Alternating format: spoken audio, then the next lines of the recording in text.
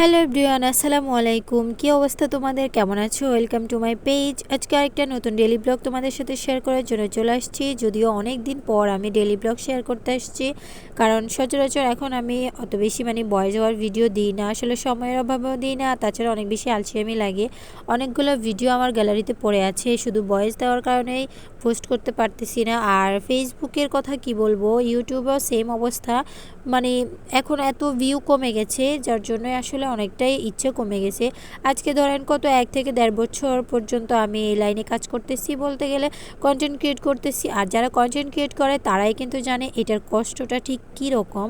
অনেক বেশি কিন্তু কষ্ট করতে হয়। আর এই কষ্টের পর যদি দেখি যে ভিডিওতে কোনো ভিউজ হচ্ছে না বা অত বেশি লাইক কমেন্ট হচ্ছে না, তখন কিন্তু আর ভালো লাগে না। তো এই জন্য অনেক বেশি অনীহা চলে আসছে। যদিও আগে আমি রেগুলার মানে ভিডিও আপলোড করতাম, ভিডিও বলতে আমি বড় ভিডিও আগে ডেইলি আপলোড করতাম, আর রিলস তো থাকেই। কিন্তু এখন দেখা যায় কি আমি শুধু রিলসটাই আপলোড করি, বড় ভিডিও আমার আপলোড করা হয় না। আসলে এটার একমাত্রই কারণ হচ্ছে কি ভিউজ এত বেশি কমে গেছে, মনটা খুবই খারাপ লাগে। কিন্তু হাল ছাড়িনি, ধরো বড় ভিডিও না দিলেও আমি কিন্তু ছোট ছোট রিলস ভিডিও প্রতিদিনে 1টা 2টা করে আমি ছাড়ি। হয়তো বেশিরভাগই একটা ছাড়া হয়, কারণ আমি ব্যস্ত থাকি।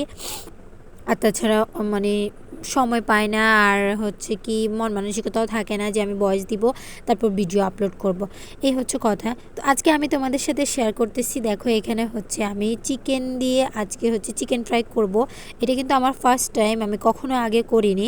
তো সেটাই তোমাদের সাথে শেয়ার করতেছি। বকবক করতে করতে কিন্তু সব কিছু করে ফেলেছি, জাস্ট লাস্ট এখন বলতে আসছে। তো এটা কিন্তু খুবই ইজি, আমি কিন্তু ইউটিউব দেখে তারপর এটা করতেছিলাম, যদিও আমি কখনো করি নাই।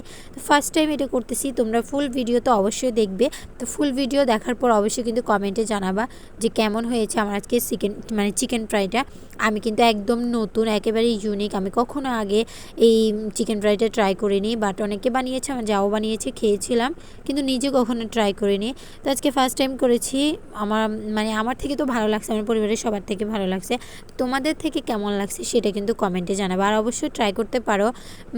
এখন যেহেতু ইউটিউবের যুগ বা ভিডিওর যুগ, তখন কোনো কিছু তো আর কারো কাছ থেকে শেখা লাগে না, এখন ফোনে সার্চ করলে সব কিছু শেখা হয়ে যায়। তো ওখান থেকে শিখে আমি আমার মতন করে ম্যারিনেট করে তারপর বানাচ্ছি। তবে আমি সব কিছু কিন্তু ফোনের মতো করে দিই নাই, আমি জাস্ট আমার হাতের কাছে যা যা ছিল আমি সেই রকম মশলাগুলো দিয়ে আমি এই ফ্রাইটা করতেছি। খেতে কিন্তু কম হয় না, আছে না সব কিছু দেওয়ার পর যে মজাটা হতো, এখনও কিন্তু সেম মজা হয়েছে, একটু কমতে হয় না। তো যাই হোক, যাই বলতেছিলাম, এখন রেগুলার কোনো ভিডিও দেওয়া হয় না, তো তার জন্য কি বলবো।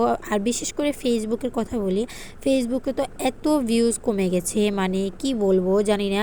যাদের দেখা যায় কি যারা রেগুলার কন্টেন্ট ছাড়ে না, বা দেখা যায় 1 সপ্তাহ পর একটা ভিডিও দেয়, তাদের কিন্তু কন্টেন্ট মনিটাইজেশন এসে গেছে। কিন্তু ফেসবুক কেন যে আমাদেরকে কন্টেন্ট মনিটাইজেশন বা এই যে রিলস, অ্যাডস অন রিলস এই জিনিসটা দিচ্ছে না বুঝতেছি না। হয়তো বা ভিউজ কম, বা এখনও ফেসবুক মনে করছে না যে আমরা ওটার জন্য প্রস্তুত হয়েছি, যার জন্য হয়তো বা ফেসবুক এখনও আমাদেরকে ওই জিনিসটা দেয় নাই।